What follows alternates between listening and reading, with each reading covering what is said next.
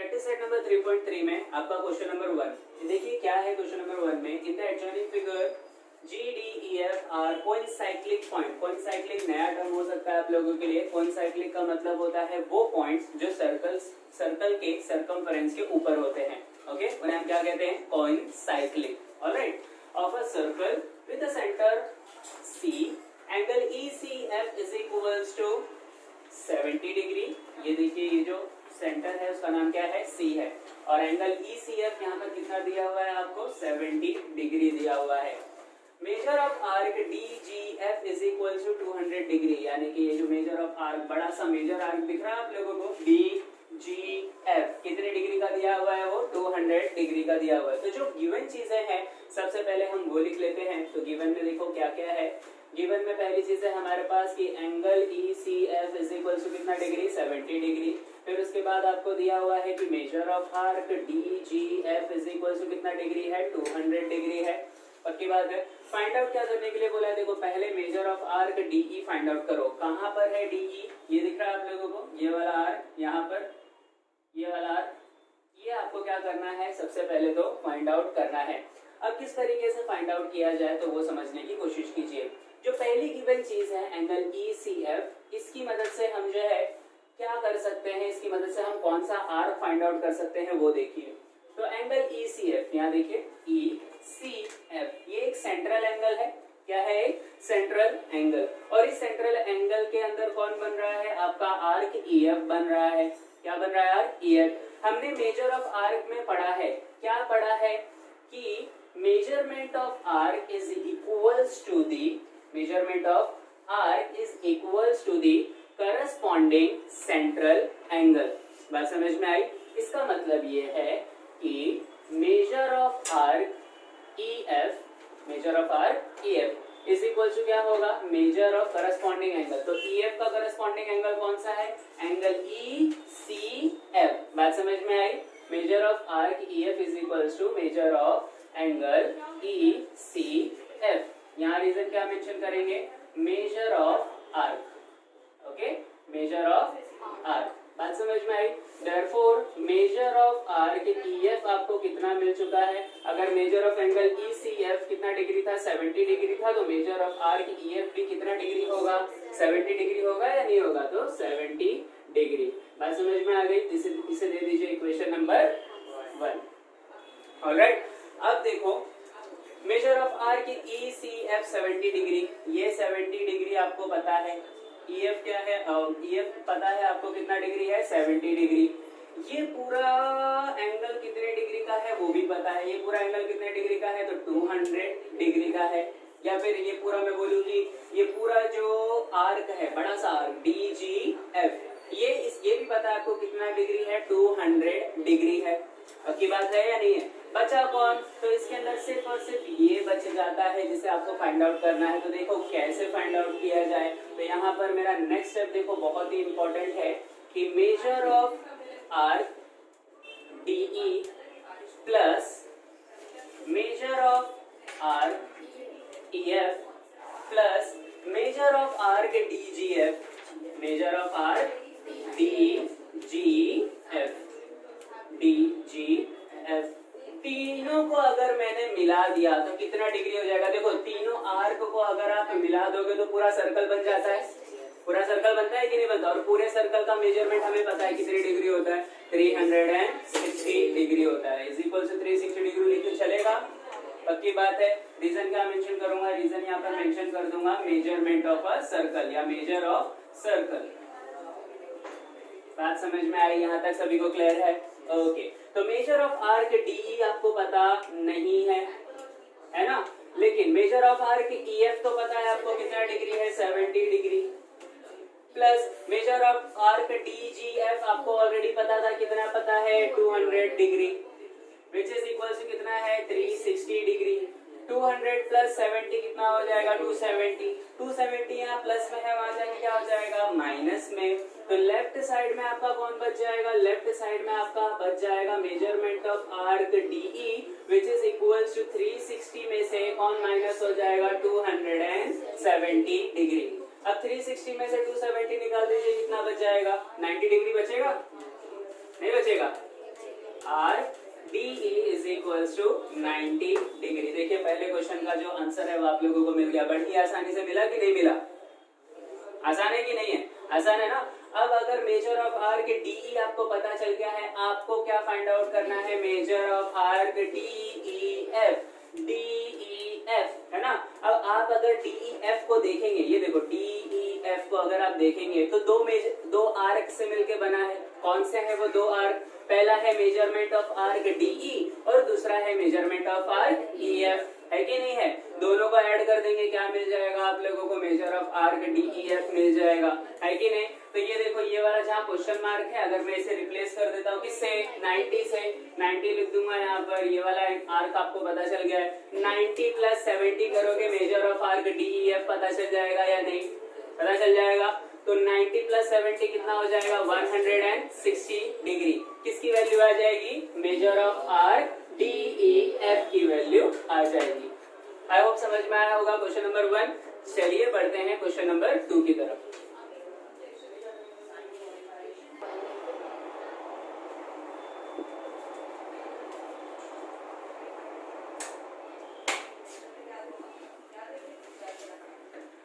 चलिए second question देखो क्या है आप लोगों का। तो एक कुछ इस तरीके से डायग्राम आपको दिया हुआ है, साथ ही साथ में एक क्वेश्चन है कि in the adjoining figure triangle QRS is an equilateral triangle. कौन सा ट्रायंगल है? इक्विलैटरल। इक्विलैटरल का मतलब आप लोगों को पता होगा है हो, जिसकी सभी साइड्स क्या होती है? इक्वल होती है। बात समझ में आई? ओके, प्रूफ क्या करना है आपको? पहली चीज ये प्रूफ करनी है कि arc RS is congruent to arc QS is congruent to arc QR। तीनों ही कॉन्ग्रुएंट है, ये चीज आपको प्रूफ करनी है। दूसरी चीज क्या प्रूफ करनी है कि measure of arc QRS is equal to कितना? 240 डिग्री। ये गिवन नहीं है, ये आपको प्रूफ करना है। ऑलराइट, कैसे प्रूफ किया जाए? तो चलिए स्टार्ट करते हैं। बहुत ही सिंपल और बहुत ही मजेदार क्वेश्चन है और बहुत ही इंपॉर्टेंट भी क्वेश्चन है।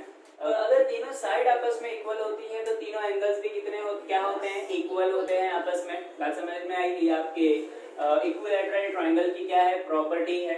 ऑलराइट, तो उसका यूज करके आपको क्या प्रूफ करना है यहाँ पर कि arc RS is congruent to arc QS is congruent to arc QR। ये आप लोगों को प्रूफ करना है। कैसे प्रूफ किया जाए? तो बड़ा ही सिंपल सा कॉन्सेप्ट है। ये जो तीनों साइड्स आप ट्रायंगल की देख रहे हो, ये तीनों ही साइड आपस में क्या है? एक ट्रायंगल की साइड है ऑब्वियसली, लेकिन एक दूसरा रिलेशन भी है। ये तीनों ही क्या है? कॉर्ड है। तीनों क्या है? कॉर्ड है। कॉर्ड का डेफिनेशन पता है ना आप लोगों को? क्या होता है? सर्कल पे एक पॉइंट से दूसरे पॉइंट तक अगर कोई सेगमेंट आप ड्रॉ करते हो तो वो क्या होता है? आप लोगों का कॉर्ड होता है ना। तो तीनों अलग अलग क्या है? कॉर्ड है आपस में। और तीनों ही कॉर्ड्स आपस में क्या है? कॉन्ग्रुएंट है। तीनों ही कॉर्ड आपस में क्या है? कॉन्ग्रुएंट है। बात समझ में आई? तो देखो यही चीज मैं यहाँ पर लिखने जा रहा हूँ कि triangle QRS is an equilateral triangle, है कि नहीं? फिर उसके बाद इसका मतलब क्या हुआ? इसका मतलब ये हुआ कि जो कॉर्ड आप लोगों का पहला कॉर्ड है, chord QR is congruent to chord RS is congruent to chord which chord? तीसरा कॉर्ड कौन सा बचा? कॉर्ड SQ या कॉर्ड QS। ओके, पक्की बात है। तीनों ही कॉर्ड आपस में क्या होंगे? कॉन्ग्रुएंट होंगे। और हमने एक थ्योरम पढ़ा है। क्या थ्योरम पढ़ा है? कि arcs corresponding to congruent chords are also congruent. यानी कि इसका मतलब क्या हुआ? इसका मतलब ये जो QR कॉर्ड है, इसके अंदर देखो आर्क कौन सा आ रहा है? QR आर्क आ रहा है। बस समझ में? देखो कॉर्ड अलग है और आर्क अलग है। ये जो QR है ना, यहाँ पर ये जो साइड है वो क्या है? आपका कॉर्ड है। और QR जो है यहाँ पर आप लोगों का ये जो एक सर्कल का हिस्सा है ना, ये क्या है? आप लोगों का आर्क है। समझ में आया? तो अगर तीनों कॉर्ड्स आपस में कॉन्ग्रुएंट है तो उनके करस्पॉन्डिंग जो आर्क रहेंगे वो भी क्या रहेंगे? कॉन्ग्रुएंट रहेंगे। ये थ्योरम हम लोगों ने देखा था थोड़ी देर पहले ही। बात समझ में आई? तो इसका मतलब अगर कॉर्ड कॉन्ग्रुएंट है तो उनके करस्पॉन्डिंग आर्क भी कॉन्ग्रुएंट रहेंगे। इसका मतलब major of arc QR is congruent to measure of arc RS is congruent to measure of arc QS, है कि नहीं? समझ में आया? तो देखिए यही चीज आप लोगों को यहाँ पर प्रूफ करने बोली थी, बस थोड़ा सा नाम जो है अलग अलग हो चुका है। आर्क QS पहले लास्ट में आ गया है, आर एस जो है आपका बीच में आ गया और क्यू आर जो है वो पहले आ गया, लेकिन दोनों ही एक ही चीज है। बात समझ में आई? इसका रीजन मेंशन करो सबसे पहले, सबसे मेन चीज इसका रीजन क्या होगा, रीजन आपको मेंशन करना होगा। पूरा जो थ्योरम पढ़ा था ना वो पूरा का पूरा थ्योरम यहाँ पर लिखना होगा। क्या लिखेंगे आप कि arcs corresponding to congruent chords are congruent। याद आ रहा है? देखिए मैंने आप लोगों को ये थ्योरम जो है वो दिया था कन्वर्स बता के जो थ्योरम दिया था वही पूरा स्टेटमेंट आप लोगों को यहाँ पर लिखना होगा। इसका मतलब ये है कि पूरा का पूरा थ्योरम आप लोगों को स्टेटमेंट जो है ना उसका पूरा का पूरा याद होना चाहिए अगर आपको रीजन स्पेसिफाई करना है तो। बात समझ में आ गई? चलिए पहली चीज जो हमें चाहिए थी वो तो 2 लाइन में ही आप लोगों को मिल गई। दूसरी चीज की तरफ बढ़ते हैं। दूसरी चीज आप लोगों की क्या है? दूसरी चीज आपको पूछा गया है कि measure of arc QRS is equal to 240 degree क्या करो? प्रूफ करो। 240 डिग्री क्या करो? प्रूफ करो। कैसे प्रूफ करेंगे पहले वो चीज देख लो। देखो तीनों ही आर्क आपस में क्या है? इक्वल है ना। तीनों ही आर्क आपस में क्या है? इक्वल है। हम उन्हें कंसिडर कर लेते हैं कि उनका जो मेजरमेंट है वो मेजरमेंट x है। कितना है मेजरमेंट उनका? x। तो हम यहाँ पर लेट करने वाले हैं, कंसिडर करने वाले हैं कि let measure of arc QR is equals to measure of arc RS is equals to measure of arc QS is equals to x।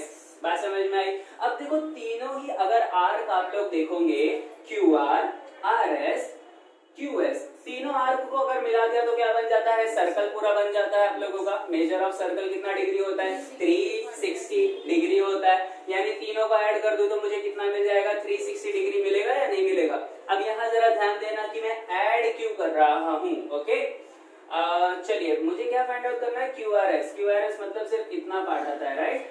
QRS मतलब सिर्फ इतना पार्ट आता है ना। चलो फिर कैसे करेंगे? तो मेजर ऑफ आर्क QR पहले निकाल लेते हैं।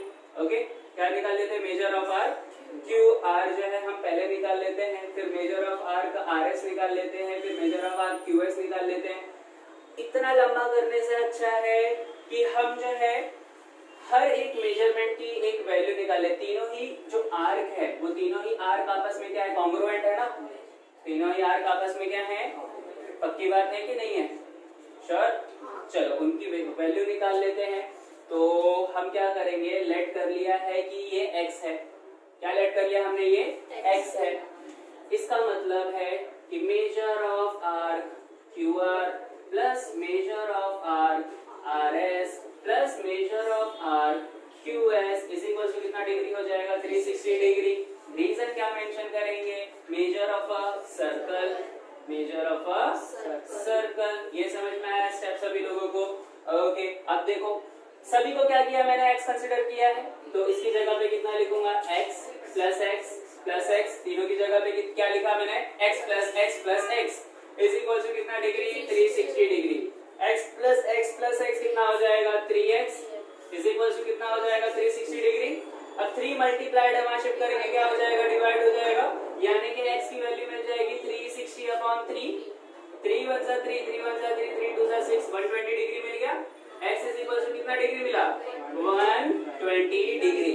यानी कि ये जो तीनों आर्क है इन तीनों ही आर्क की वैल्यू कितनी होगी? 120 डिग्री होगी। हर एक आर्क की इंडिविजुअल आर्क की वैल्यू कितनी डिग्री होगी? 120। यानी कि आर्क QR भी 120, आर्क RS भी 120 और आर्क QS भी कितना?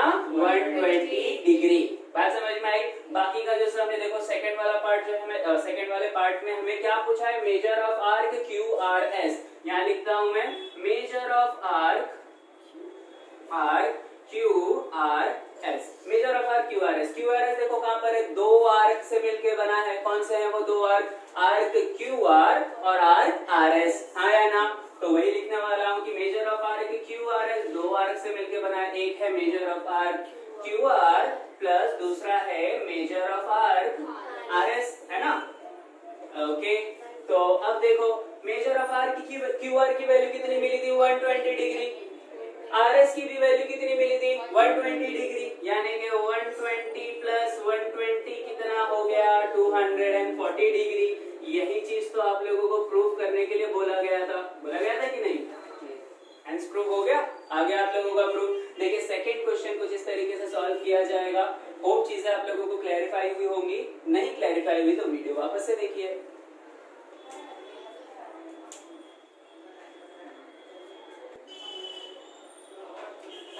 चलिए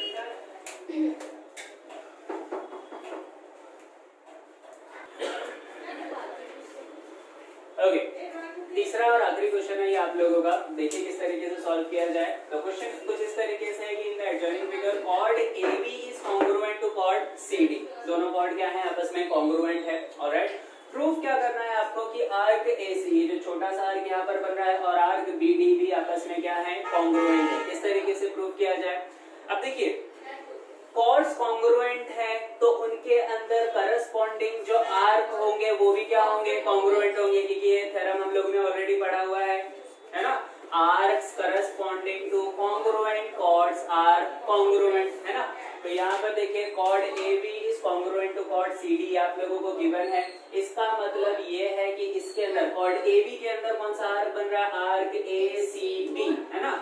तो measure of arc ACB is congruent to measure of arc, दूसरा आर्क कौन सा है यहाँ पर, CBD, है ना। CD के अंदर देखो कौन सा आर्क बन रहा है, पूरा बन रहा है ना, CBD। तो measure of arc CBD, arc CBD। पक्की बात है कि नहीं है, दोनों ही आपस में क्या होंगे, कॉन्ग्रुएंट होंगे।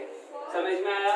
ओके, अब दूसरी चीज यहाँ पर देखो, आर्क कॉन्ग्रुएंट है इसका। अब आर्क ACB जो देख रहे हो आप, वो आर्क ACB दो आर्क से मिलकर बना है। एक पहला जो आर्क है वो आर्क AC और दूसरा जो आर्क है वो आर्क कौन सा है, CB है।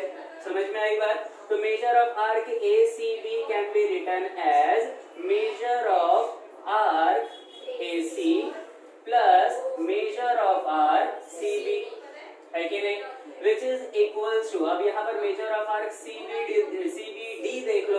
तो मेजर ऑफ आर्क CBD भी दो आर्क से मिलकर बना है। एक छोटा आर्क आप लोगों का CB और दूसरा छोटा आर्क आप लोगों का BD। समझ में आया। Major of arc CB plus measure of arc BD, है ना।